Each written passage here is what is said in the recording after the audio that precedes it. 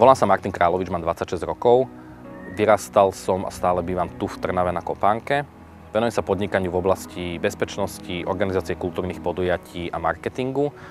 Okrem toho som študentom Buckinghamshire New University vo Veľkej Británii, kde sa venujem štúdiu bezpečnosti. Mojou inšpiráciou vstúpiť do politiky je hlavne moja mama, ktorá je 16 rokov poslankyňou mestského zastupiteľstva a v súčasnosti je členkou Mestskej rady. Je pre mňa inšpiráciou, je pre mňa vzorom toho, ako sa politika dá robiť čestne, nekompromisne a s dôrazom a citlivosťou práve na ľudí a s takou ľudskou tvárou.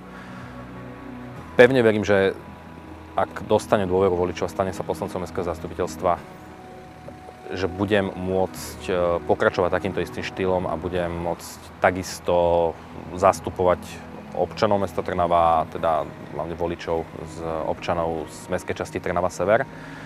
Chcem sa ako poslanec Mestského zastupiteľstva zasadzovať hlavne za rozvoj dobrovoľníckych a mládežníckych projektov v celom meste a rovnako, čo sa týka mestskej časti Trnava Sever, chcem iniciovať a chcem sa zasadzovať za tvorbu nových parkovacích miest na sídliskách v tejto mestskej časti. Pevne verím, že sa 15. novembra zúčastníte komunálnych volieb a dovolujem si vás poprosiť a požiadať o podporu všetkých kandidátov koalície Naše mesto a tiež o podporu pravicového kandidáta na primátora Jána Žitňanského. Ďakujeme.